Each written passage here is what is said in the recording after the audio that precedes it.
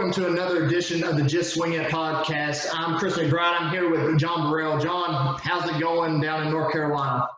Pretty good. A hot day, but not as hot as it has been. Yesterday and the day before, it was either high 90s or 100 degrees, and today it was 85. So we'll take what we can get on a little bit cooler weather, but still hot anyway, just relative there to what we've had. It's cooler. But had a good day. Wished I could look at the markets. It's killing me, especially with some of the action we've had. My day job's really pissing me off with that. I gotta do something so I can watch the markets. But I guess I'll have to stay up and not get any sleep and trade the overnights. But I'm ready to go for the show and maybe some overnight. Yeah, I've been working from home this week, so while I'm jealous. Dude, I'm jealous as hell, dude. I wish I could sit there and work from home and trade the market, dude. I hate this.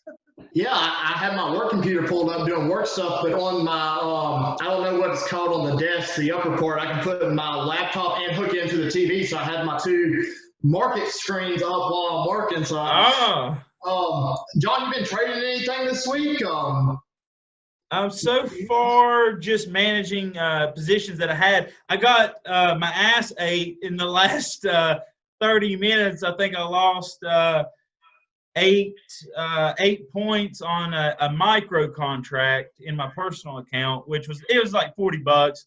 But I set it up because I couldn't watch it, and I was like, I'm just going to set a price level here, and it just rallied until 6 o'clock. I think it even jumped up. So was it the 32.44 that you told me earlier? Yeah, 32.44, and I got stopped out at 32.52. Yeah, it's at 32.64 now.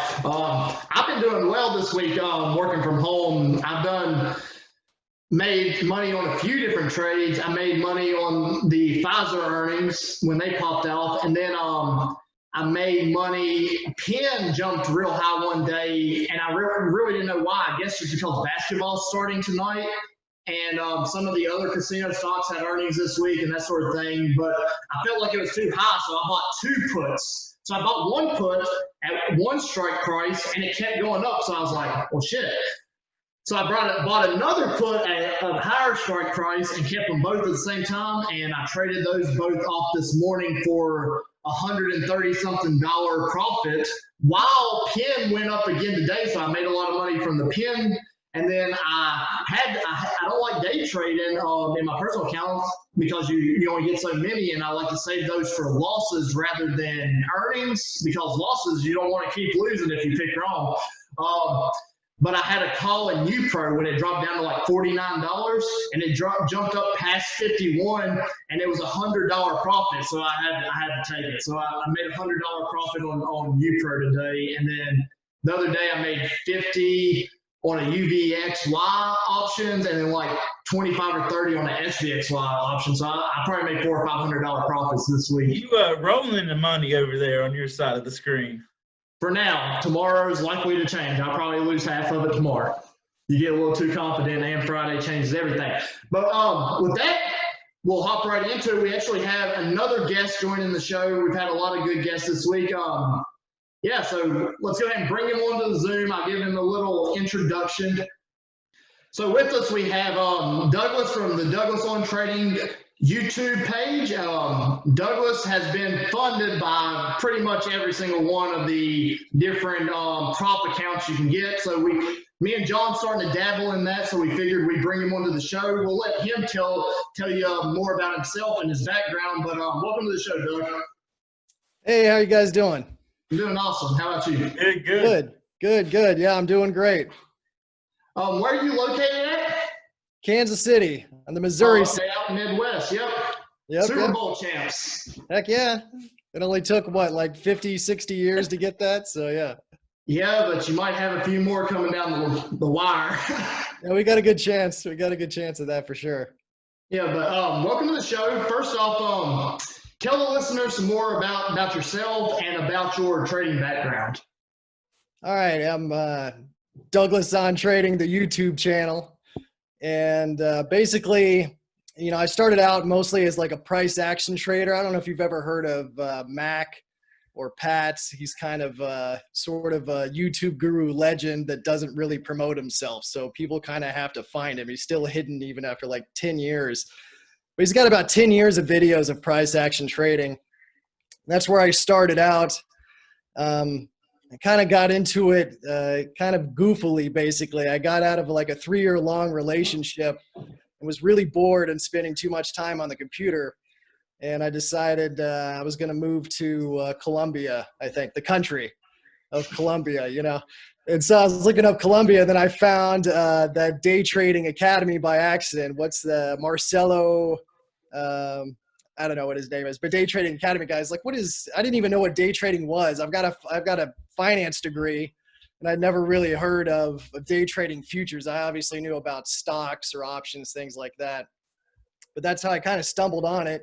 From there, found Mac, then found price action.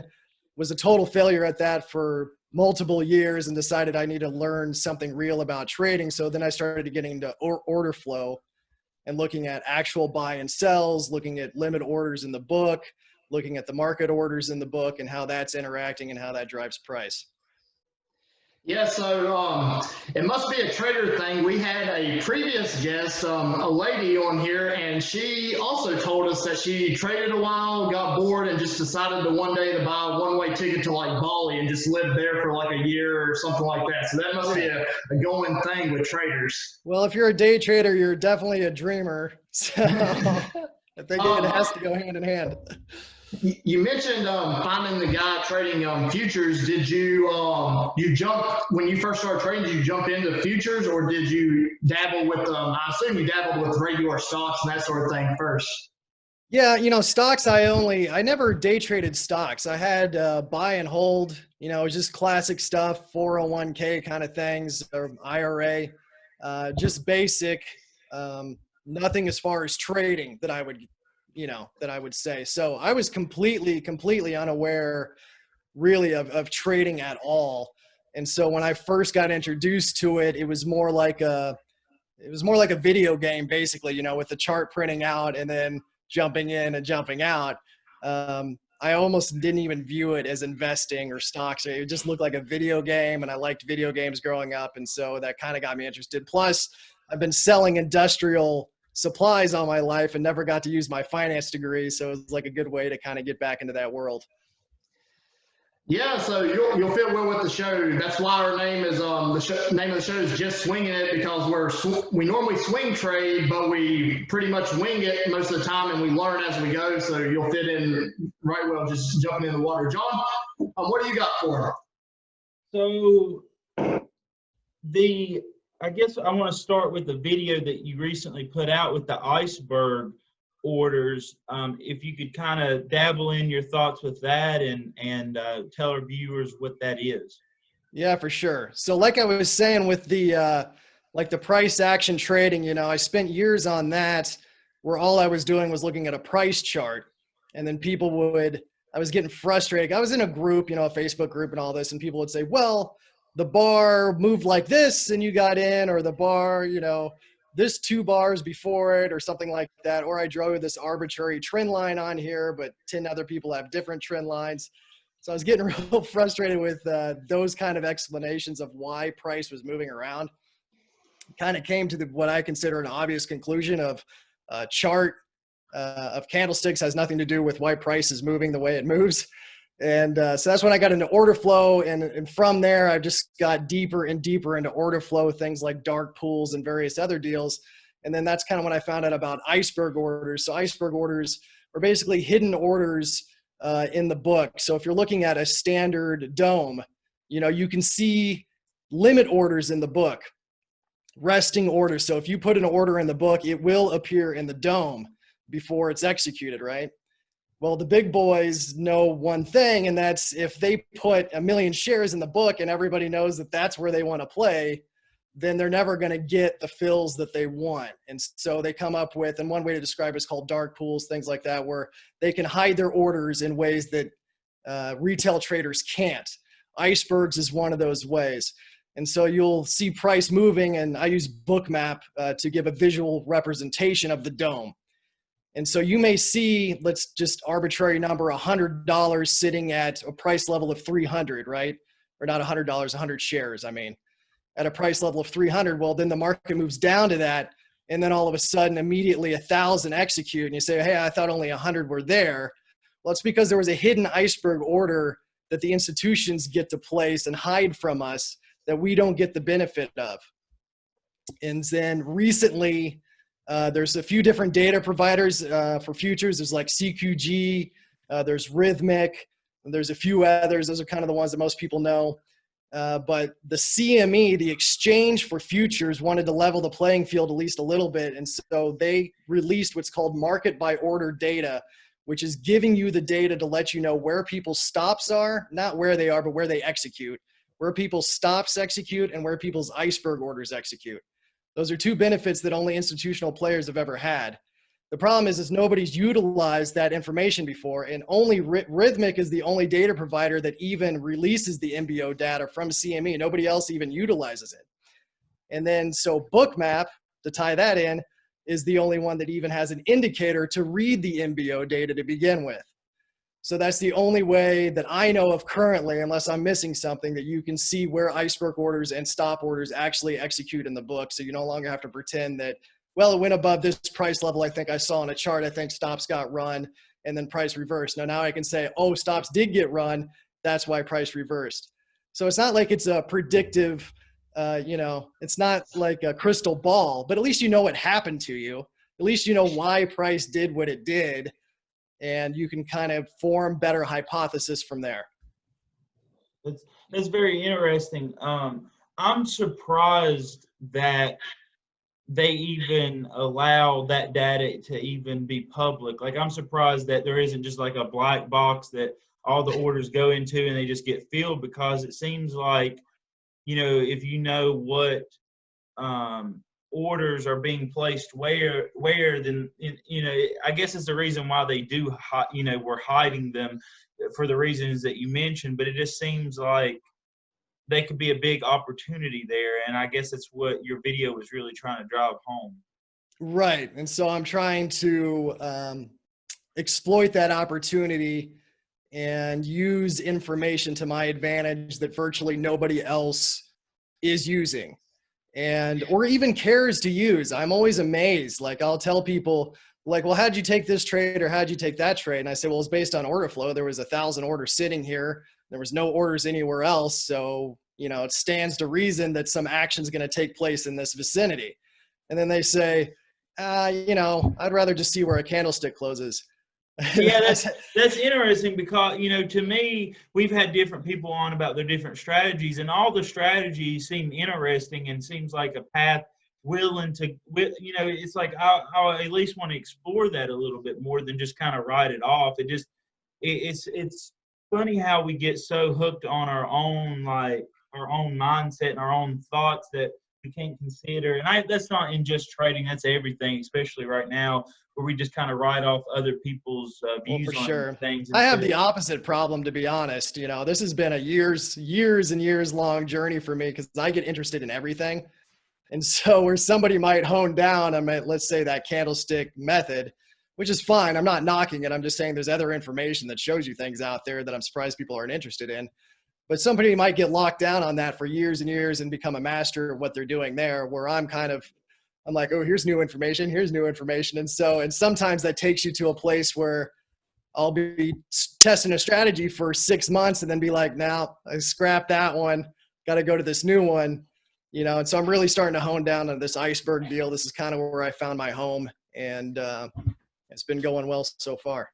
Well, I think part of the reason people get stuck on a single strategy is because you have 5 days a week, 9:30 to 4 to trade regular stocks, which I assume most people trade rather than the futures. People don't like to waste, time during their prime trading hours if they have a strategy that works already to try other strategies, because then you're wasting your kind of day if that doesn't work. Yeah, and it depends on what you're doing too. For like swing trading or long-term stock trading, this really would have, I don't know what benefit this would have, if any, to be honest. This is like strictly day trading futures. is what this information's for. Well, John has recently started day trading the futures on his personal account, and then me and him both are currently doing the earn to trade mini gauntlet currently as well. So I haven't traded futures, so we're jumping into that. John's been messing around on his personal account as well, but that's something you've done for most of the places. You were able to pass most of the challenges. Yeah, I can get into that a little bit. So I started out with and it's all been on different strategies too. But the funny thing is it always seems to be on oil that I end up getting funded. But because oil's not even my preference, it just seems to work out that way. But I started out with TopStep. This was maybe 2 years ago, the first time I got funded. I started out with TopStep. That was just the only one I knew. And they were a good company. I tried a few I don't remember how many, maybe I did 4 challenges before I got funded, something like that. And got funded. They have some kind of cool stuff. They have like a coach that'll call you and talk to you before you start your funded trading. I mean, ultimately that's leading into buying coaching, but whatever. I still thought it was super cool. You know, I'm going to talk to this guy that's a professional trader or whatever. And yeah, and it was great. And then I found OneUpTrader. Somebody had said, hey, did you find OneUpTrader? Have you ever seen this? I said, no, I've never heard of OneUp. So I went and checked them out.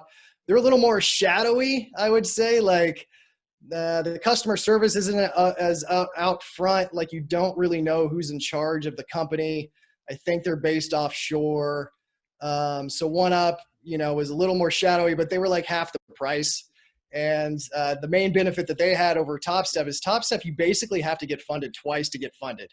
So like you have to pass their first step, and then you have to pass their second step, which is just the first step and the only step with any other company. So you really have to beat TopStep twice. And so I said, well, that's not for me. I can go to OneUp, beat it once, and pay a cheaper price. So I went there, and obviously I got blown up in TopStep, by the way. That's why I was going to OneUp. So I lost that account. Yeah, that's what I was going to ask. So if you got funded already. Yeah. I'm not just getting funded for fun, you know. So I go over to OneUpTrader, do that, get funded again on oil, and I didn't understand their funding rules as far as when you could withdraw money, and they had some other goofy rules, like you had to be a positive, and even if you don't meet the drawdown, like they have certain drawdowns, like if you lose $2,000, you're out, right? Yeah. It's a trailing drawdown. So if you make 1,000 one day, now you can only get down to negative 1,000 instead of negative 2,000 because it's trailed up on you. Yeah. Right. Well, OneUp had an extra deal in there where doesn't matter where you are in your drawdown. If you're not positive, net positive over a 15-day period, will pull your account there too. So if you're just kind of bouncing around to say you're only negative $5, you could lose your account in that situation. And then on top of that, I didn't really understand when you could make withdrawals because there was these, I don't know, arbitrary rules that I felt like with that. So then Earn to Trade had come out, but they only had their major gauntlet, which was like $500 or $450. And it's a 60-day thing. And it's just different rules, different setups. So I wasn't interested in them. Then they came out with the Gauntlet Mini, which is their version of TopStep or OneUp. And it was like the best of both worlds. It was like the reliability and the openness of TopStep, where you could see who owns the company. You know, they're based in the US, these kind of things. Their rules were really easy to understand on when you could withdraw money, how you fail accounts, things like that. And they offered discounts all the time. So financially, it just makes great sense. So they just ended up being the best fit. And, yeah, they're actually having a discount till the end of July. That's why we jumped in this last week. Yeah, there's a new discount every month, you know, so you just have to wait for your, whatever your niche is on there, whatever, you know, if you want the $50,000 account, $100,000 account, they're going to have, if it's not this month, it's going to be next month. You're going to get a decent discount on it. So you just have to watch for that. And their customer service is second to none with their little chat box and stuff like that. They're always responsive. And like I said, I got funded with them too. And, it was just straightforward and easy. And then they ended up offering me a job on top of that. So that kind of like, I didn't take it, but that kind of put the icing on the cake for me because they saw my videos that I was making. Unfortunately, they didn't want me as a professional trader, but they offered me a job in marketing for them. And so I was like, yeah, these guys are cool. So I got to actually interview with them, talk to them, meet them over Zoom basically, but in person, I guess, if you want to call it that. And that was over the last few months, wasn't it? How long did it take you to beat the challenge? I watched your video. Was it like 23 days, 24 days, something around in there? That long? I thought it was. I don't really remember now, but I thought it was like immediate. I thought it was like 16 or 18 days. Yeah, I could be wrong. I could be wrong about that. I know you were in your video. You talked about you were almost there, and then you lost like $900. Oh, I think you're right. So it probably did take me longer. Yeah. Yeah, I think you were like 100 off, and then you dropped 900, and you had to fight back. I just imagine myself to be better than I am. Yeah. You talked about oil through the funding process, but in your actual personal trading, what futures do you like to trade? You said that's not really one of them. The ES Mini and yeah. So I've changed once again with my sort of ADD trading. I've changed my trading style. So I was like TopStep was purely like chart trading when I got funded there. And then with OneUp, I started getting into more to like volume profile stuff. So that was a lot of charts, but I was looking at Bookmap and, doing different comparisons there. There's a lot of standard volume profile where you just see like the lines off to the side of the chart just tells you where the volume had been in the past. If you guys are familiar with volume profile charts. And then with Earn to Trade, when I got funded there, I was matching ETFs with the futures. My thinking there, now my dogs are going crazy, but my thinking there was the ETFs basically track exactly with the futures. And so I was looking at USO and UCO. UCO tracks almost identically with the CL futures, the oil futures. USO is a little offbeat, but I think it's the bigger market. And so if there's something major going on in USO, I really needed to look at it. And I could track all this with Bookmap. I could see all the orders in all three of these things, and the futures and then the two ETFs. And what would happen a lot is in the futures, there would be no certain level to speak of, no like level of identification where there's more people waiting to play. But in the ETFs, there were.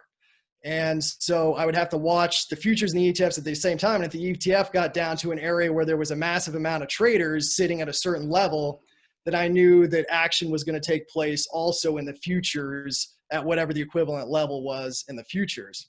And that worked really, really well for me for a while. And it probably still would if I didn't have ADD. But so that worked really well for a while. That got me funded. And then I had I was on a roll too. I hadn't lost in like 10 days straight or something. And then one stupid day I kill my whole account, that's the way it goes. And then that whole iceberg thing I got interested in. And then so I've started veering a little bit away from the ETFs and kind of abandoned those at the moment. And I'm more into the ES futures right now with icebergs and stops. Yeah, not knowing too much about the futures and just getting in now on this challenge today, I basically was just looking at the ES Mini. Yeah, the iceberg is definitely interesting. Now, is that the only thing that you're looking at now, or do you use that with any other type of indicator or anything? No, so it's basically just that. So I don't even look at charts anymore. So what I found out the last time I got funded when I was doing the ETF deal, so I was looking at Bookmap. So I was looking at three different things. I was looking at oil, two different ETFs, and I was looking at traditional candlestick charts and trying to put them all together. And I'm doing this during my day job, right? So I own part of the business that I work for. I'm there all during trading hours. So it makes it really difficult to concentrate when I've got like a real job to do and I'm trying to watch 6 different charts. And so I was getting like heart palpitations trying to trade, like that. And that's why I think I would blow myself up after I'd get funded and go on a roll. I think I'd blow myself up because I would just get too stressed out. And so that's one reason why I've kind of abandoned what was working for me, even though it was kind of working, is it was just too stressful. So I completely got rid of the candlestick charts. They're gone. Completely got rid of the ETFs. They're gone. And now I can just watch the one chart with the indicator below it of the iceberg orders and work from there. And that's what I've been working on to try to calm the nerves basically So I kind of have to relearn a little bit, of course, every time you switch strategies, but it hasn't been too big of a learning curve because I have all the foundation built, you know, so it's not like I'm learning from scratch or anything. But I'm really testing this strategy and testing it and testing it. And I'm about to go back live with it now that it seems to be viable. So yeah, but yeah, that was the whole goal, was to eliminate the stress and make the trading easier, because it just wasn't going to work long term, even if I was making short term profits on it. Now, do you trade overnight any? No, I don't. And if you're doing those like the funded challenges and stuff like that, then you can't anyway, according to the rules. You know, The goal in many, you can trade after 6. You can't trade in between. Oh yeah. Okay, yeah. So yeah, you can do that. I don't. There's not enough institutional activity for me. For one, when I was doing the ETFs, they're not even open at that time, really. You don't get any of the data for it anyway. And then, or at least through Bookmap.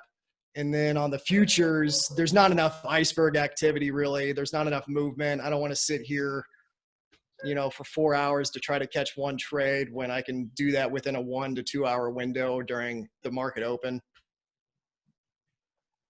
Yeah, I got you. Yeah, with us working day jobs, sometimes we kind of look a little bit at the night. Like I said, I just now started on futures, so I've been working from home this week anyhow, so it worked out great. And I normally can trade right on my phone for regular stocks, but John, I think, has been trading a little bit overnight as far as futures go. Yeah. How's that working tough, for like you? you said, it doesn't move. There's not a lot of activity. Yeah. Now, with the market more volatile than normal, there's been more opportunity than had been in the past. But we just recently got into the futures market. I've always understood them, but never really got into them until the micros came out. And so I trade the, I've been trading the micros in my personal account, trying out some different strategies. But when I found, I don't even know how I found the different trading, funded trading things, but that's how I ended up finding you and found out Earn to Trade. Just kind of, the rabbit holes that you go through on YouTube sometimes can be rather deep, but really enjoy your channel. You have a lot of good content for people, and you're very transparent in your losses and your wins. So I think that's really good for people to see and follow. So, and that takes a lot of courage to put, your actual results out there to people, because people online, they're tough sometimes. That's a fact. I've only had one real troll though. I don't know where he came from, but he said one of the funniest things I think I've ever seen online. And so just out of the blue, I get this troll on my comments, and he left 20 comments within a period of I don't even know how he typed that fast, to be honest. It could have been automated, except they were personal. They weren't I would have thought they were automated, except for they were personal. And so he was he's like, oh, he did say certain things that didn't matter. He's like, oh, there's no way that you're this great investor. And which I never claimed to be. I've got a video of me hitting my head on the desk because I blew up my account. So I didn't really know what he was talking about. But the funny one is he said something along the lines of, he goes, who goes by Douglas anyway? I've never met a Douglas in my life that I ever liked. Honestly, you should just go by Doug. And I thought that was hilarious. That was so freaking clever, but I had to boot him and delete all of his comments anyway. But yeah, it's amazing that through all these gurus on the internet, none of them struggle. They don't have bad days, really. They might have a bad day after they've had a $30,000 day. Then you'll get that oh, I'm red 1,500 a day. And you're like, uh-oh, right? But then are you familiar with S&B Capital at all? So someone had mentioned them to me, and I looked at them, and I'm not down in them or for them, or I'm pretty neutral on them as far as my knowledge, because I don't know a lot. But I'll tell you, the only thing I do know is I watched some of their videos, and one of their videos, if I'm not mistaken, they were in this room and they were acting like they were talking to a bunch of people, but it was clearly just a green screen behind them. Yeah. And it was the production was so bad that it was they're acting like they're teaching or acting like they're talking to a bunch of people, but they're clearly just in front of a green screen or something. So I haven't watched another video. Yeah, I don't know. I'm not promoting them or anything, but when they claim to be an actual prop firm that operates in New York.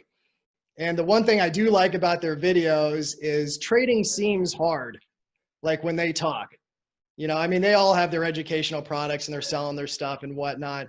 But, you know, they're like, hey, we bring in this many traders, like only a few of these guys ever make it. And we have to go through this and that. And the amount of training and concentration and stuff they talk about, I'm like, this sounds real. Like, this sounds like what it really feels like to go through as a trader versus these penny stock guys or something like that, where you never hear the struggle. You never really hear the discipline that goes into trading. Like, you never really get any of that. But that was like following SMB was the first time I was like, oh, good. At least somebody out there admits that this is really, really hard to do.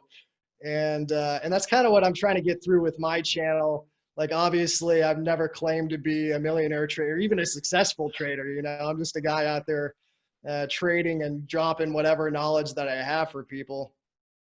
A lot of people like, I mean, a lot of people, including myself, really like your content. And you've grew your YouTube channel to what, close to 1,000 subscribers? Yeah, we're approaching 1,000, getting towards that YouTube ad money. Woo! Yeah, I mean, we try to do a similar thing with this podcast. We're pretty transparent. John has a public account where people can watch him trade with the Trump stimulus money from back in April. So that's public, so people can watch that. And then mainly we started the podcast to try to help newer investors more learn what things mean, like. Because when I first started trading, there's a lot of terms that, I mean, it seems like you have to spend years and years to even have a clue what things are talking about. So each episode we try to talk about like one thing, whether it's market cap or we go into options, different delta, different things like that, and try to explain that to people in more terms regular people can understand, because I've read some books that explain terms in other investing or math terms. It's like, well, we can break that down further. So we've been trying to do that while kind of be entertaining, so it's not super dry. But yeah, we do the same thing here, trying to be transparent, let people know it's hard, but you can learn to do it if you put forth the effort. John mentioned the micro futures. They have the small futures exchange now. Have you checked that out any? What do you think about that? I haven't traded the micros. Are you talking about the micros, or is there another smaller one? There's like a small futures now. I think it started in June. There's not that many platforms you can trade. I know you can on like Tasty Works, and there's probably like 8 or 9, but there's like really small futures where it costs $300, $400 for a contract rather than the 3,000. Yeah, that interview with Earn to Trade, that's the first time I had heard of that. They said that this new small thing had come out. They'd won videos on that. I'd never heard of it before, so I haven't looked at it. I'm familiar with the micros. I've traded micros maybe twice, but it's good. I think that I don't understand why people trade Forex, to be honest.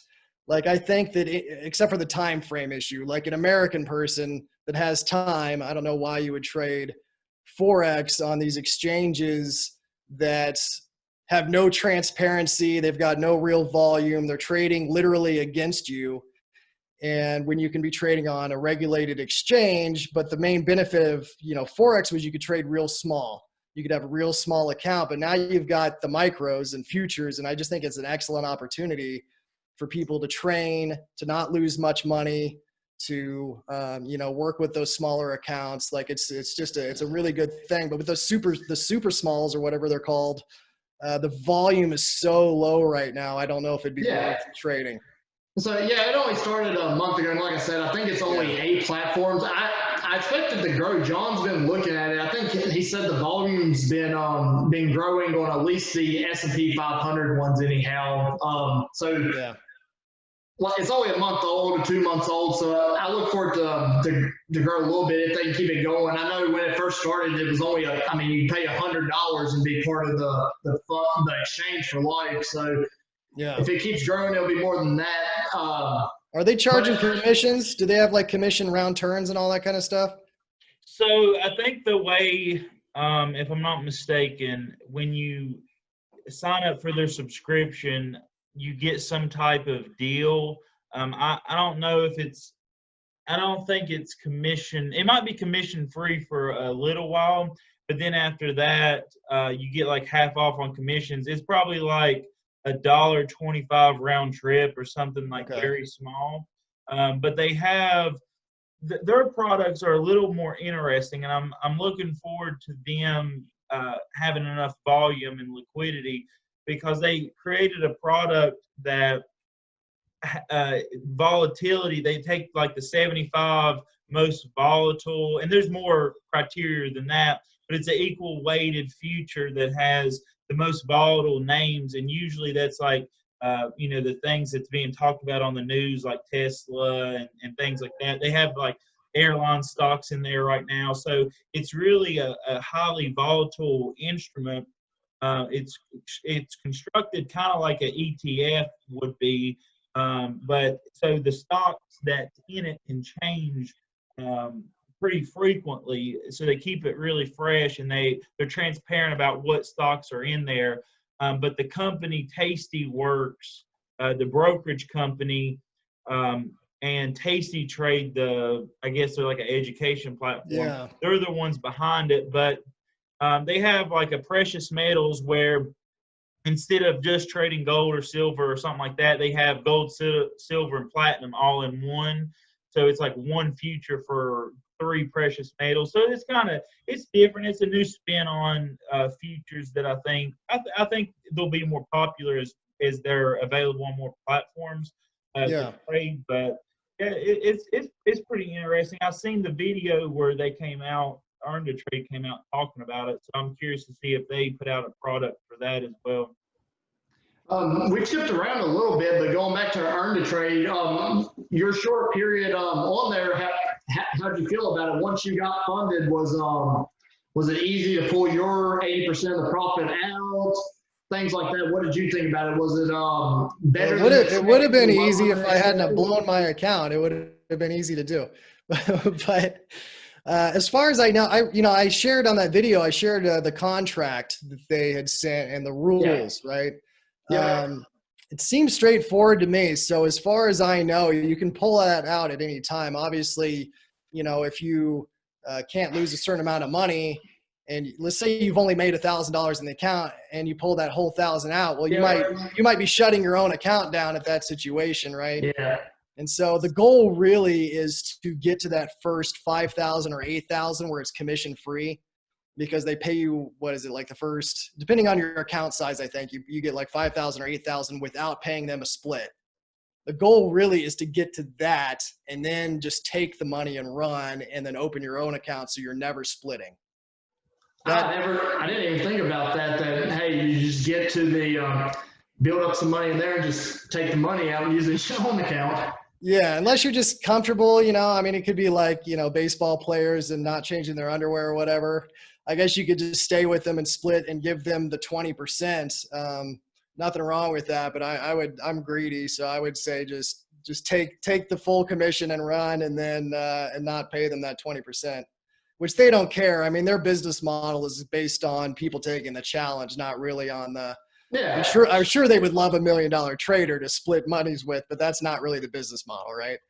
Yeah, I assume a lot of people who do it take more than you did in a month, and I guess that's everyone's goal is to do it in the 15 days, the minimum. But I assume a lot of people, get kind of close and end up having to go another month, and so they profit off that really.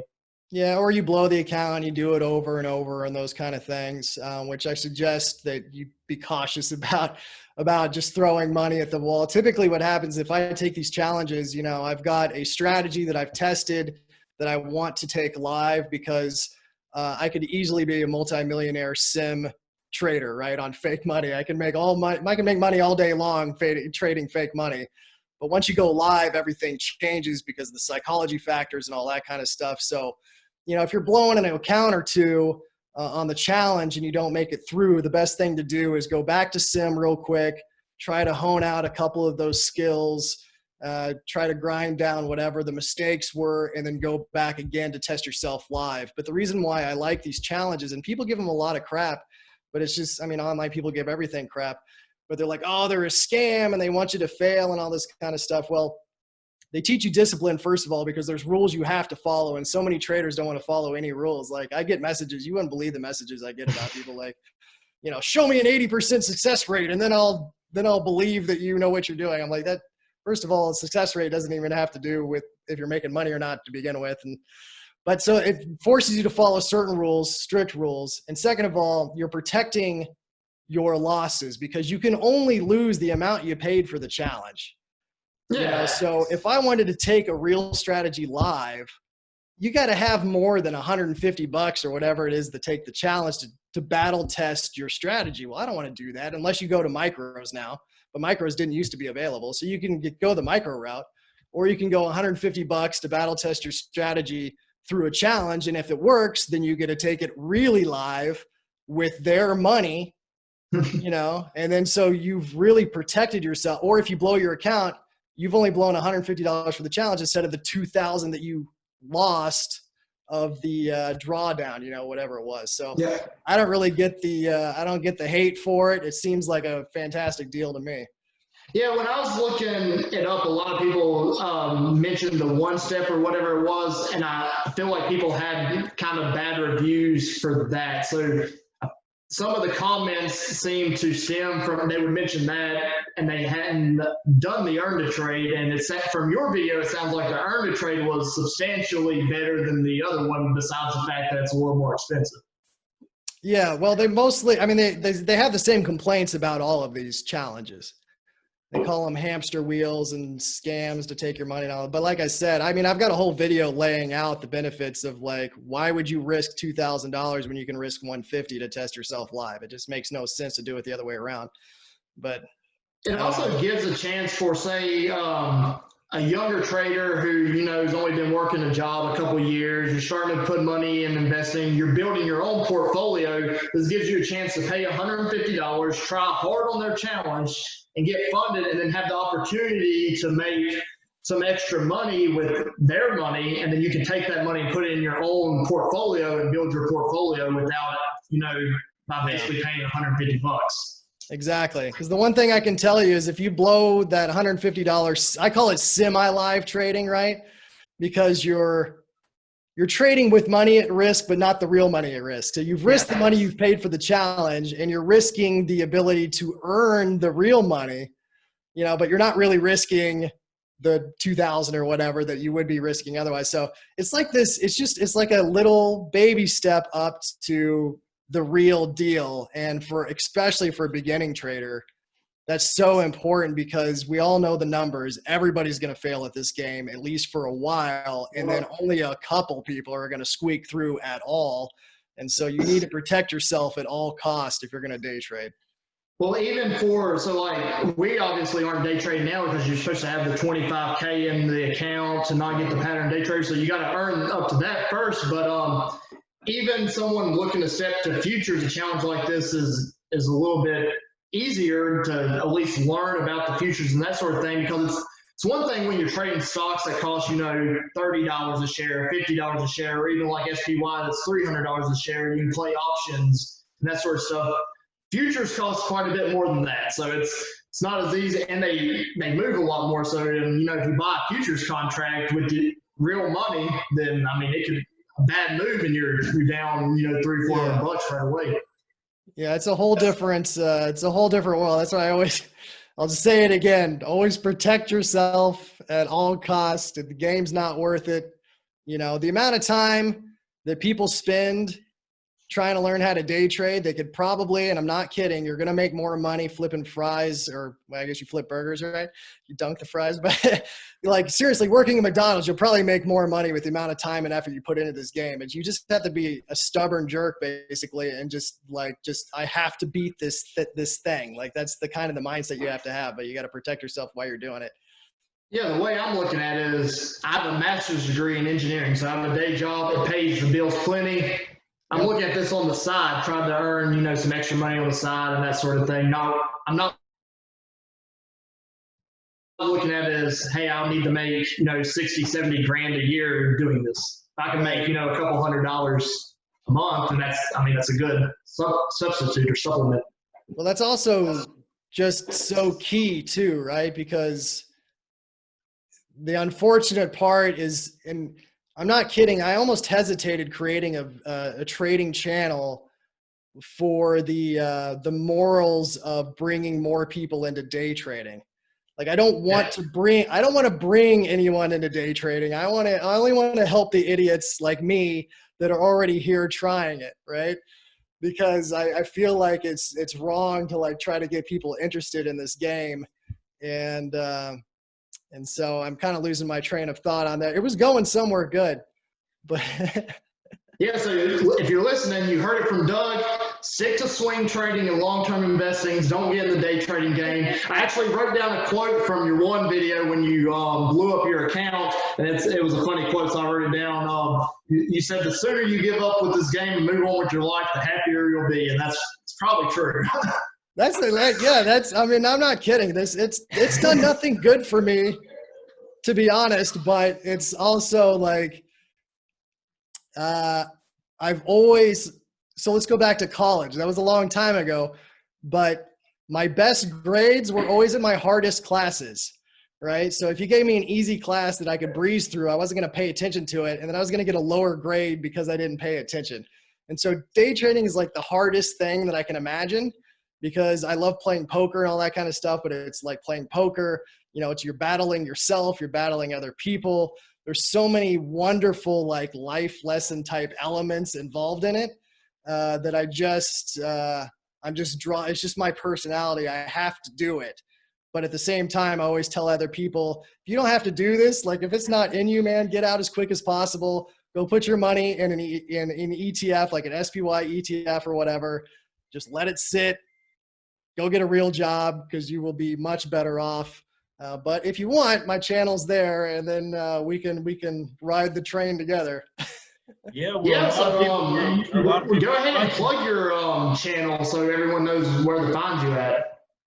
Yeah. I'm on DouglasOnTrading. On YouTube, correct? Do you have social media as well, or is it just on YouTube? I really haven't. I need to get a website going, but I really wanted to get some traction. It's kind of like I'm verifying that anybody cares with the YouTube channel, so, and it's sort of my trading journal in a way, Yeah, so coming from us, get you a Twitter and then post to your videos, and they have hashtags on there, like hashtag stock market and stuff, and it puts it on like a whole list of everyone who put the same hashtag. So I can go in and search stock market and just scroll through, okay, all these people who are talking about the stock market. So that'd be a way to get your videos out there. But if you're one of our listeners, definitely go subscribe to his channel. He's less than probably 10 subscribers from that 1,000 mark, which, like you said, is the YouTube ad deal. So definitely help a guy out there. John, you got anything else before we let him go? Yeah. Do you mess with options or like trading stocks or any of that, or is it just futures? So it's kind of funny thing is when I got funded with Earn to Trade, right? But there was like this period of like 2 to 3 weeks where I was in limbo. Like I'd passed the challenge, but I hadn't got the funded money yet, because this all happened during COVID. And so they were like everybody was at home bored. So everybody took the challenge and flooded them with like success. And so they couldn't keep up with the amount of people they were funding. So it took like it normally only takes a few days, but it took like 2-3 weeks or something to get funded at the time. And so I started trading options for the first time, really.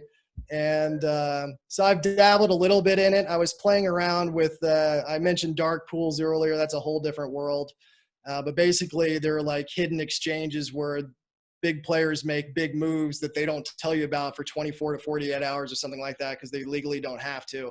And so I was just looking for those. Like I was looking for a dark pool trade where, say, somebody had taken, I don't know, multi-million-dollar trade on a stock that normally only trades like, say, 1 million in a day, but for some reason this one institution or guy or whoever it was took 2 million shares. And then I would trade a strangle. And strangles are normally a terrible play, except unless volatility is coming and you know it's coming. And so my strategy was just, I waited for these dark pool trades to happen with the theory that volatility was going to follow the fact that this guy had just made this massive trade that most people aren't paying attention to. And I probably hit about 50-50, but I only took about 6 trades. So I'm not going to say that there's anything to it. Yeah, I heard that. So that's interesting.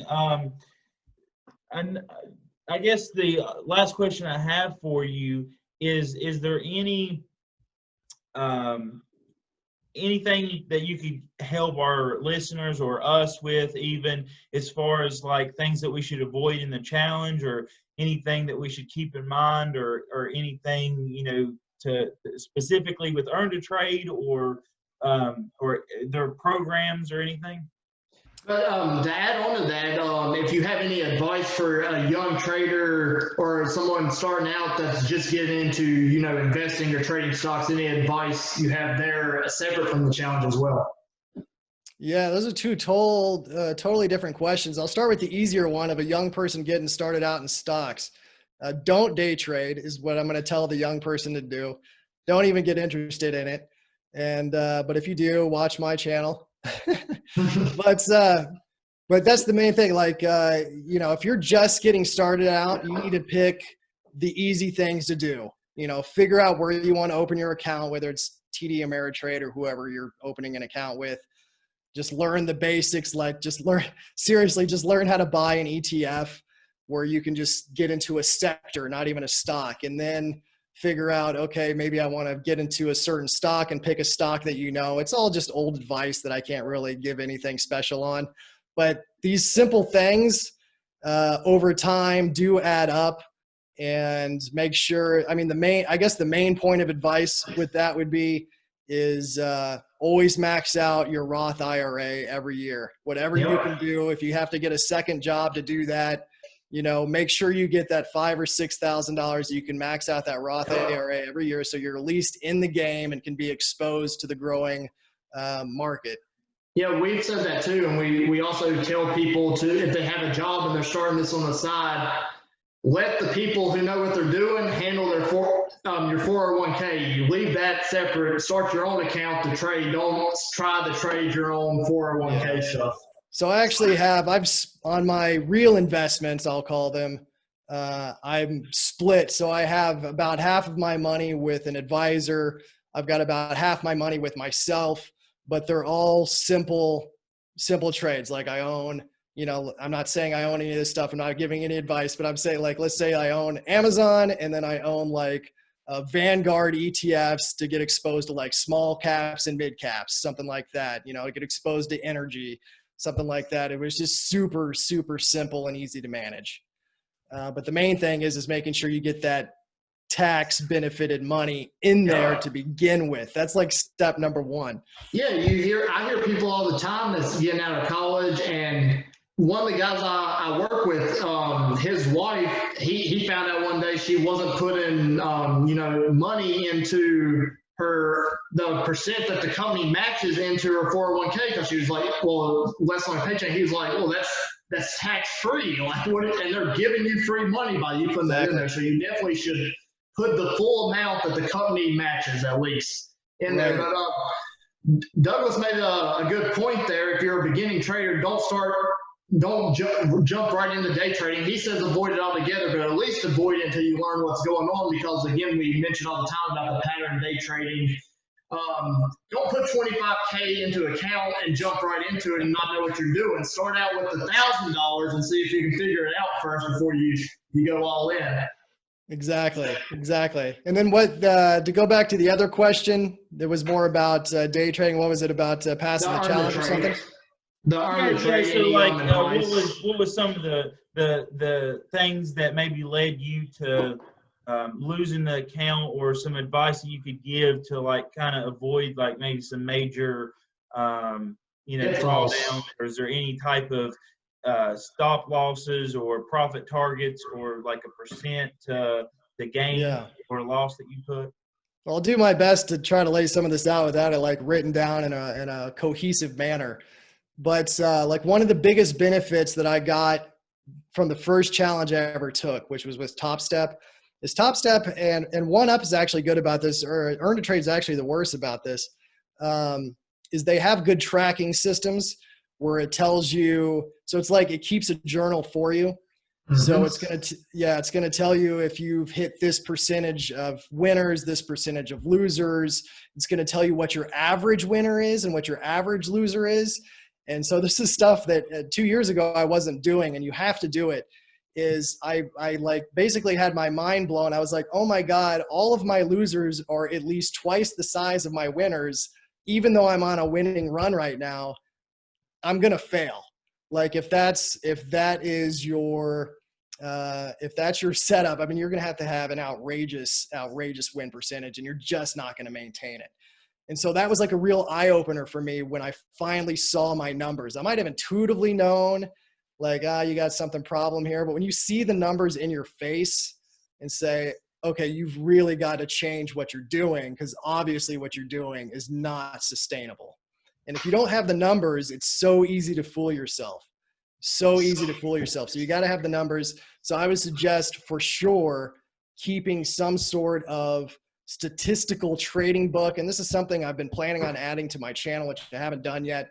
But I'm thinking about getting because I've been just like hand tracking it, getting something like EdgeWonk or Trading View. I forget what the different names are, but there are journals online that you can get that will track all these numbers for you if you enter them. Okay, so you have to do the work. But this, for a beginning day trader, this is the last thing you're going to want to do and the first thing you should do. Get a journal, track every single trade that you do, track how much you won, how much you lost, and then track what the setup was that you played. And then so not only will you know overall what your trades are, like I'm winning this much or losing this much, you'll figure out like, oh, for whatever reason, on Fridays, I'm a terrible trader. I should stop trading Fridays. I'm best between 9 and 10 o'clock for whatever reason during the action of the market. I should hone in on 9 to 10 o'clock.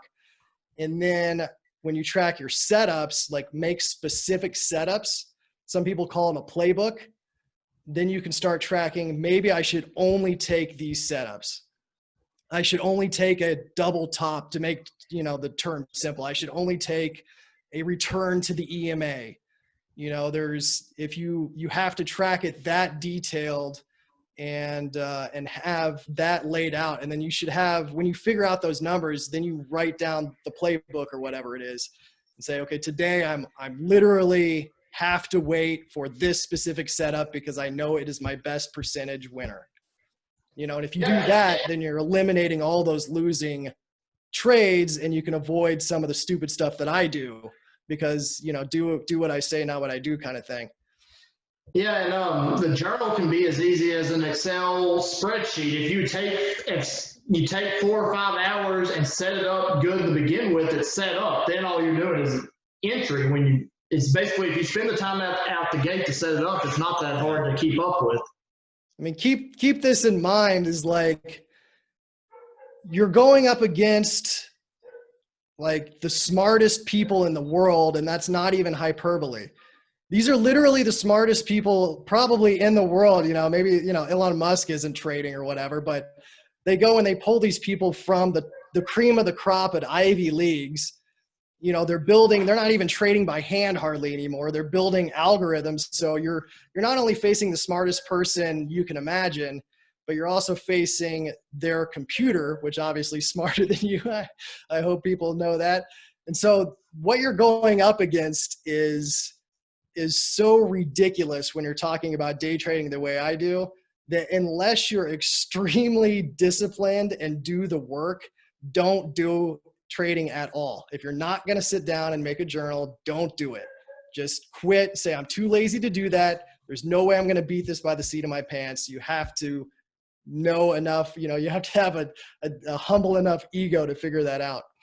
Yeah, and I think also when you look at stats, when it comes to being a professional athlete, being a professional trader, being, anything that is, high skill or talent level, there's unbelievable amount of time and dedication that you have to put to it.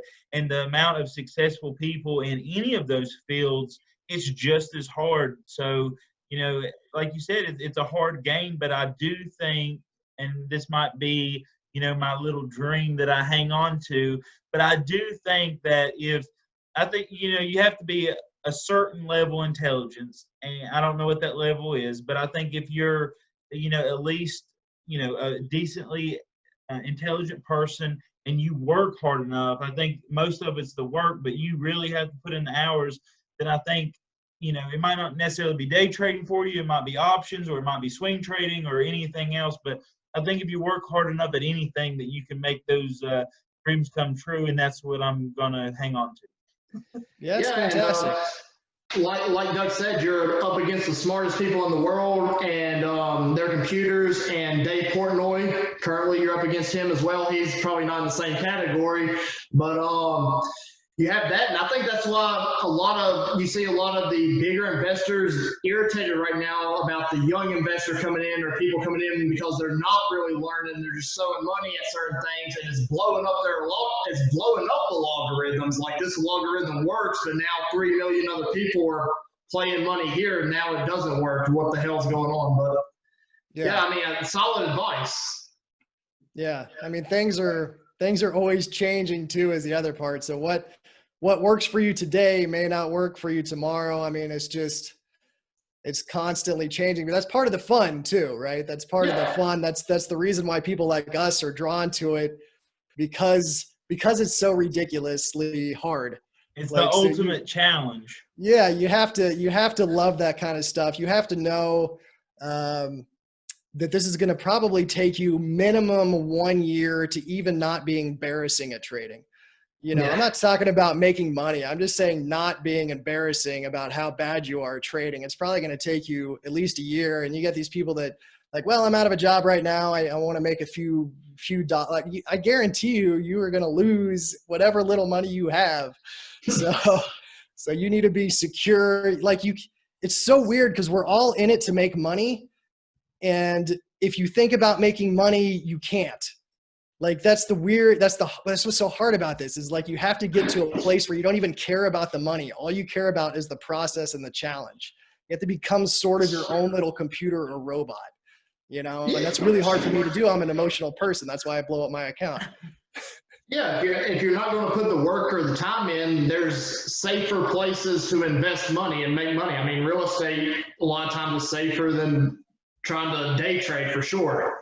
So there's other places to put your money. But hey, really enjoyed you coming on the show. We enjoy your videos on YouTube. If you're listening, be sure to check out Douglas on Trading YouTube channel. Help a guy make a few advertising bucks, because he's out of the funded account right now, so he needs all the help he can get. But yeah, we really appreciate you coming on the show, Doug. Yeah, thank you guys. I liked it a lot. It was a great time. Yeah, and keep in touch. I definitely want to keep in touch with you and your journey, and I'll be watching your videos.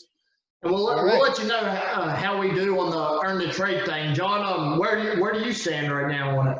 Right now on Earn to Trade, I'm up $180. I put my first trade in not yesterday, but the day before. So I didn't get the trade yesterday. I guess I'll have to trade tonight, so we'll see how it goes. And I actually started on my account today. I was doing my research the last couple of days, and then I did some simulating stuff. I was up $330 a day, so I'm probably not going to trade any in the nightcap. I think 150 is what you got to make a day to complete in a month. So I'm at double that. So no reason to risk it on the low volume. Yeah, slow and steady, man. Like, slow and steady is the way to go.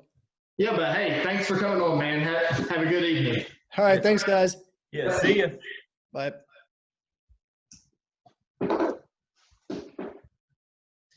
Hey, awesome conversation there from a guy who knows all the highs of trading and all the lows. You can watch him do the lows on YouTube. He has the one video about how he got funded, some of his last trades. He's drinking some really nice whiskey in there, scotch, because he's on such a high. And then literally a week later, there's a video that starts out with him banging his head on the thing because he already blew up his account, which he's done multiple times at this point. But a lot of good knowledge there, and a really different approach. So I know our show is mostly for beginner investors who definitely are not messing with futures. At this point, you should be looking at futures to help you with your trading of stocks and trading options to see how the market's going to go day to day, and because futures are how investors really feel about the market at a time. not so much individual stocks. So you should be looking at futures at this point, but a lot of people aren't trading futures currently, and a lot of people will never ever touch futures because, again, it's a lot of money. You can learn a lot and how to trade regular stocks and never have to touch the futures, but he mostly focuses on futures. So it's a little bit different knowledge that you're able to hear someone talk about futures and how they've done. What do you think, John? We've had a couple guests that do like iron condor option strategies, and we've had a guest on that does more of like the bonds, stocks, or I think he calls it dopamine plays or something like that. Yeah, dopamine plays. He made one today. Yeah, dopamine play today. Yeah, and so then we have someone that's totally different. So it was nice having him on. I thought it was good since we're both doing the challenge. Chris has been doing most of the work getting us interviews, so I figured I had to find somebody that was different than what we've had on the show, but also talk about a totally different strategy. With the iceberg orders, he's looking at order flow, which is something that no one on the show or that's been on the show so far has talked about. So it's really interesting. The next thing, or not entity really, that I'm trying to shoot for is I'm actually trying to have Earn a Trade to come on the podcast. I messaged them on YouTube, and they said that they would be interested to email them. So I emailed them, and they emailed me back that they're passing on to the owner. So we should hear from them soon, and hopefully have them on. And John, I want to get funded, maybe get a sponsor. Yeah, that's what I was going to say about the Earn a Trade interview. I think we suggest if both of us get funded, we have them on the show. So me and you're both trying to get funded right now. I think that would be a really good interview. It would give us the opportunity to get them to rub our backs a little bit because we beat their challenge. We can rub it in their face a little bit. Hey, your challenge ain't so hard. If we both get funded, that'd be a fun thing to do on the show. Maybe we can have them on the show right as soon as we get funded. It's like, hey, we're here. We have arrived. We have arrived. But like John mentioned, I'm really impressed with the interviews we've had so far. We've had none that I felt were even close to the same. Like from the first interview we had, my father, who mostly talked about real estate and small business, that sort of stuff, to Options Universe, which she trades in differently than any of us trade. And then we had Dustin last week, who's, closer to how we do things, I would say, and more like us. And then Fat Baby Funds, who's in his own world of success. I mean, he's been trading like 6 years and has already made like 140 grand. So, and then we have this guy on here who really fits the show. I mean, so to tell y'all a little story, John, we mentioned Earn a Trade on here before. We actually paused one of our shows to talk about it. And John was just going to surprise me. He was like, hold up, maybe we shouldn't do that. Let's pause and talk about whether we should put this on there right now or not. So we did that. So if there's a spot in the show that sounds weird, it's because we paused the show to have a discussion. And then he wanted to make the guest a surprise, but since we were both getting into Earn a Trade and doing like we always say, do your research. So I did my research on Earn a Trade, and I watched some videos. I was like, I sure hope this is the guy John's talking about, because his videos are funny and he fits well with the show. And I guessed it, and John's response was like, "You're a bastard," but guessed it, no hints, and we had it on the show. I'm not sure who we're going to have next. I'm looking into a few different people. We'll probably have a couple of normal shows for a while. We've had a few interviews here recently, so we definitely want to get back to make sure we're moving on our lessons. And we don't want to do an interview every show because that kind of takes up, a lot of the time for the content, which the interviews are good, but we also want to focus on what the show is for, and that's teaching young traders, things about the stock market. So yeah, I think also there's a lot of education in the interviews as well. I think, hearing different takes on it, like Dustin was saying when we were on their show, having different takes on the same topic is good, and you can pull a lot from that. Yeah, but in order to understand that, we have to discuss the terms. And Speaking of Dustin's show, me and John stopped by the Pivotal Trading podcast is on Tuesday night. So if you have not checked it out, be sure to look up Pivotal Trading. We were on their Tuesday podcast. We talked a little bit about trading strategies. We bullshitted around, talked about Brad Paisley, trading strategy, things we've learned, which some of y'all might have heard our strategy before, but we elaborated a lot more than we probably have on the show, as well as their takes on it. And what I'm bringing that up for, John, we got to have them on again at some point because we need more of the beard. The beard didn't get to make an appearance on our show. So Dustin came on our show, but at the time, Josh, the bearded friend, was supposed to come on the show as well, but something came up literally last minute. Like, he actually texted me on Twitter that they're about ready to come on the show and that he wasn't able to. And this guy's beard is magnificent. We're talking about a guy who competes in beard challenges. So we definitely got to get the beard back on the show.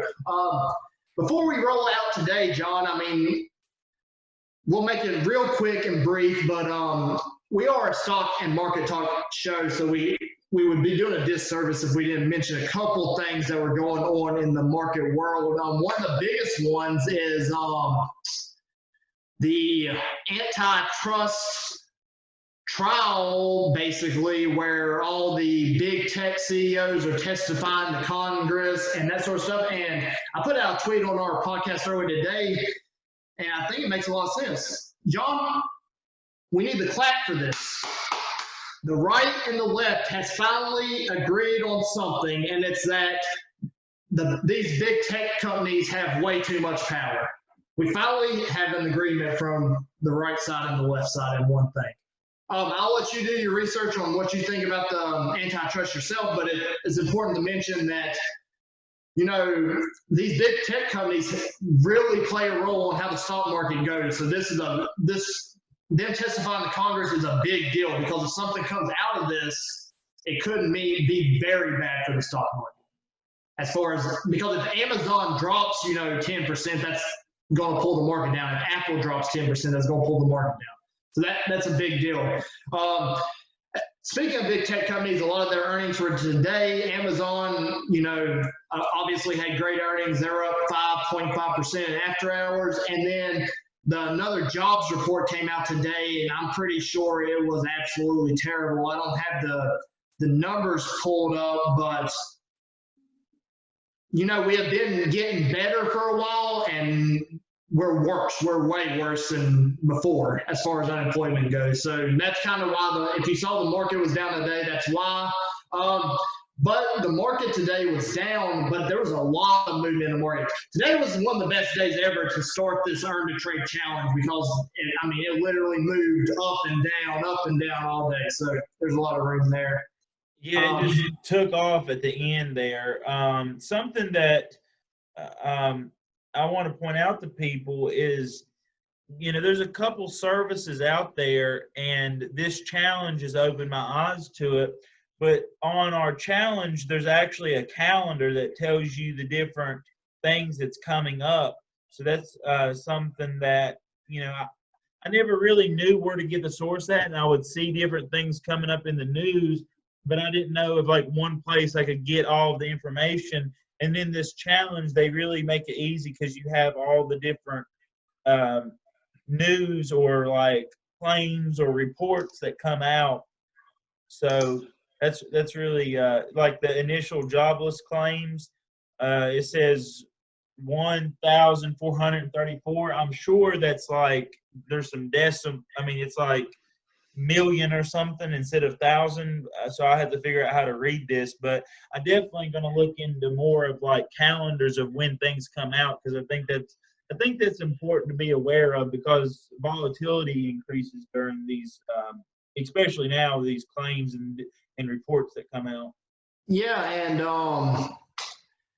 we haven't really discussed it on the show, but it's been mentioned a few times, and we'll get to that more as one of the learning segments. Probably as soon as we get, John, keep it in my mind. As soon as we get through with options, this is the very first thing we're going to discuss, and that is keeping a trading journal. I do not do a good job at it, really. Robinhood, my brokerage account has all my trades, so I can look at individual stocks, but I don't do a good job at keeping that, so I have to start doing that better. John, I think you've recently started doing that a little bit better. Fat Baby Funds, before he came on the show, I saw a tweet where he talked about starting a journal, and the one cool thing about this earn to trade thing is that it journals your stuff for you. So like I can look on it today and see all of my trades, all my wins, all my losses. I don't know really what happened. So technically you're allowed to trade on this earn to trade till 4:10. I guess the market kind of closes at 4. I'm missing a little bit of money there, so I don't know if it lags a little bit. I think it has my P&L as 180, but when I go into the actual trading account, my P&L is 330, which is what I've made. So I'm a little bit behind on my journal there. I'm not really sure why it's lagging. That's something I have to look at. I had an 80% win percentage today, John. Hey, that's pretty good. I've only took one trade on the actual account, but I know you're in there like scalping more. Mine, Yeah. I'm like, what I do with mine is I'll figure out like the market's moving. With the one that I done, the market's moving up, and I'll be like, I want to short here. And then when it meets it, then I have my stop loss and my take profit already set. And basically, like Douglas was saying, it's emotional. You got to keep a lot of stuff out of it. I literally thought about what trade I wanted to do, and I was like, this is where I want to get in, this is where I want to get out, this is where I want to stop. I put it on. My first trade in this challenge, I put it on. I went to go get food and came back 30 minutes later, and then I realized that I was up $200. So I was like, okay, this is cool. And then I was thinking about taking like a little scalp. And so I went into the micros to do a little scalp so I would get counted for the second day because you have to have 15 days. And I lost like $10. So I'm like, I'm not doing that anymore. I think my strategy is I'm just going to do the challenge. Even if I have to pay another month, I'm just going to do it because instead of protecting capital, I kind of see it as like a scalability thing. Like I want to trade that bigger account. Well, even that, Doug mentioned, getting to the 7,000 or 8,000 where you don't have to pay commission. Obviously, once you get funded, you need to make, 1,000 or 2,000 more before you pull something out to at least give yourself a little bit of room so you don't you don't make one bad trade and then lose your account. So if you give yourself a little bit of room, you have a little bit more to play with before you pull anything out. But, what was that? I think I think that strategy will change as you go day to day and how the day's going. I think that would have been terrible today. The way the things were moving up and down, I think you would have probably got burned a little bit. Well, I got burned in my real account, so I have to agree with you. Yeah, that's what I'm saying today. But at the same time, the trade that I took in the challenge account, it was overnight and I was able to watch my entry, whereas today I literally just picked the price and put it in without like looking at my setup or anything. Well, you got burned after the market ended because I actually set me a limit order at the same price. Once you told me that, I set the same price. It never got to there. But I mean, right at the end of the day, I was playing puts around the 40, whatever it was, 3,240. So it was close, 3,241, that sort of stuff. I think that strategy, so if I was going to trade on the nightcap, I think I would adhere more to pick a spot, try to make my money, get out. Whereas during the day, if I'm doing the day cap where there's a lot more volume and a lot more movement, it's a lot easier to scalp. I think it'd be a lot harder to scalp at night compared to during the day session. But I think it will really be a day-to-day basis. If we get some bad news one day and it's steady down all day, then obviously there's really no reason to scalp there. You can just Would let you it scalp run. into the upside or just to the downside?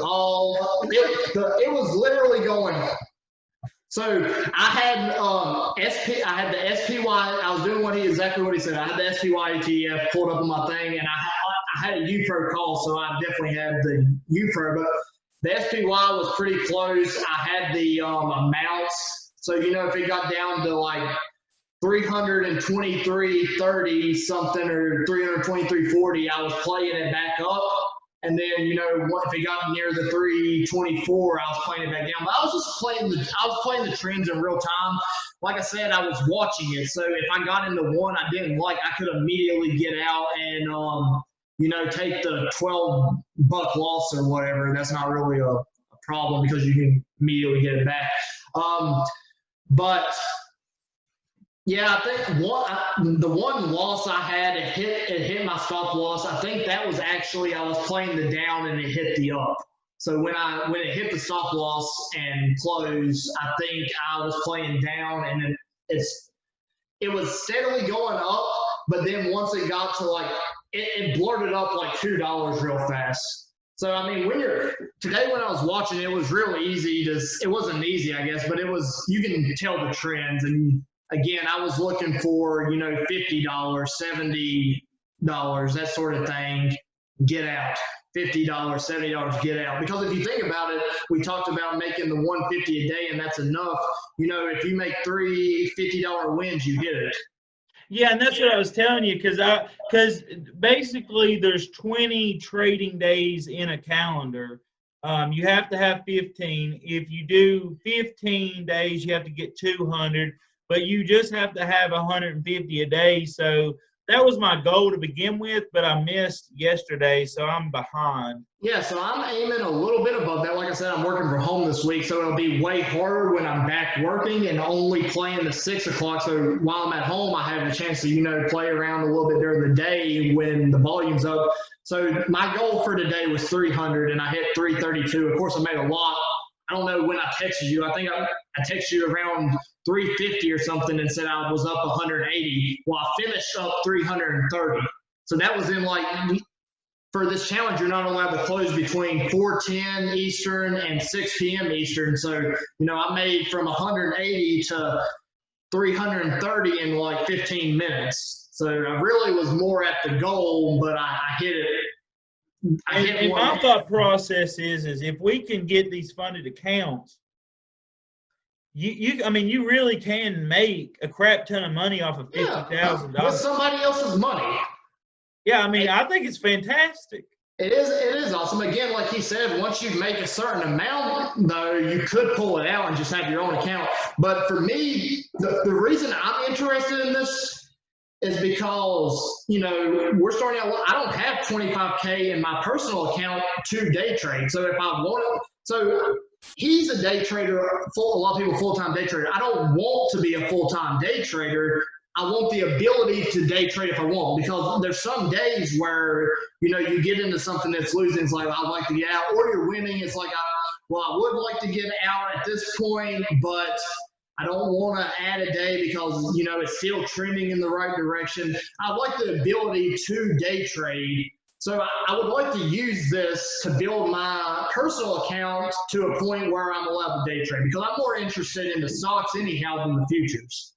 Okay, so you want to day trade stocks, not futures.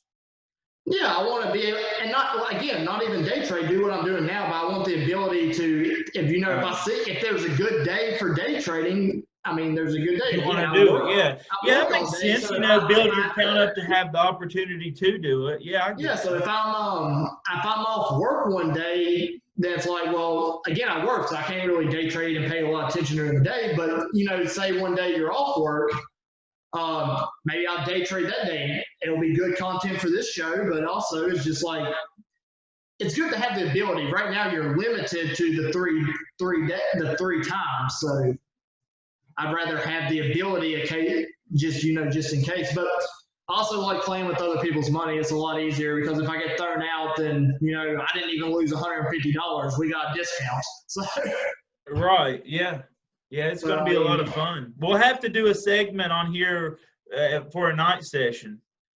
Yeah, I mean, we'll just make a YouTube for your YouTube thing. I wouldn't put it on Spotify or anything, because I assume we won't be talking. I mean, we'll talk, but it'll be a lot of dead air. It'd be better for like a video. And we can probably put a couple of the trades on Twitter, like cut the segment out and put it on Twitter of us actually making the trade. And we had talked about doing that before, so listeners, stay tuned. We're both on the Earn to Trade, so we're going to see how it goes. Thus far, day one for me, we're at double the goal, the finish in a month. So you want to finish in the month because it's a monthly subscription. You finish in the month, you paid 1 month subscription instead of 2. Yeah, I think if I take it over to next month, it's going to be $170.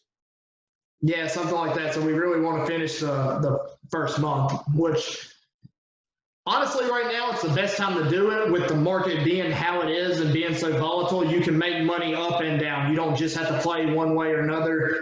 A different period of time, like say if it was this time next year, it's probably be a little bit harder to pass the challenge than currently. Because you get a lot more movement. There's so much movement right now, and I think me and John both are really only playing the ES future. I mean, I haven't looked at gold or anything like that.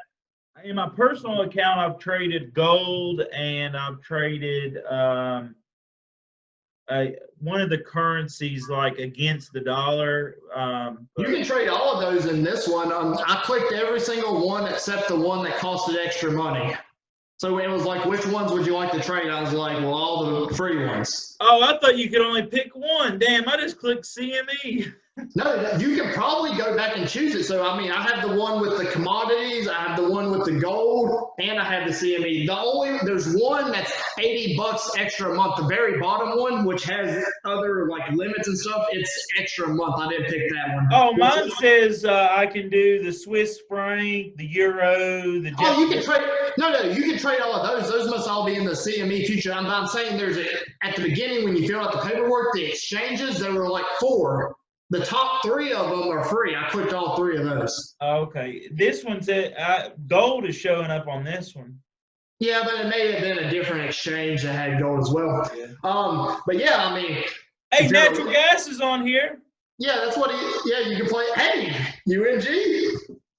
But yeah, sorry about that. If you're listening to the show, me and John kind of got off on a little conversation right there. But, hashtag real conversations. We're getting comfortable with you boys now and girls, if you're listening. We're getting comfortable. We're talking about real shit now. Yeah, but yeah, so everyone who's listening to the show, thanks for listening. Be sure to check out Douglas on Trading. Get him up to 1,000. Again, he blew up his funded account. He needs that extra money, and if he gets to 1,000, he can get some YouTube money. So definitely do that. And follow us on Twitter at Swingin It, at Swingin It. Continue to follow us there. Do your homework, share with 5 friends. We'll see y'all on Monday, and we'll have an update on how we're doing on this challenge as well as some other stuff. But see y'all Monday. John, play that music and let's get out of here. The future should be traded.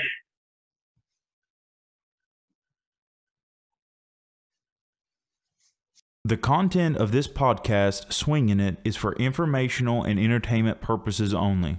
The content discussed is not intended for investment advice nor a recommendation. Investing in any stock, security, bond, ETF, option contracts, or futures has substantial risk of loss. Chris McBride and John Burrell are not certified financial or investment advisors, nor are they registered brokers. By listening to this podcast, you acknowledge that neither Chris McBride or John Burrell will be held responsible for any loss that you may occur from acting on the topic or discussion in this podcast. These topics are not meant for recommendation. Chris McBride and John Burrell may hold positions in securities discussed in this podcast.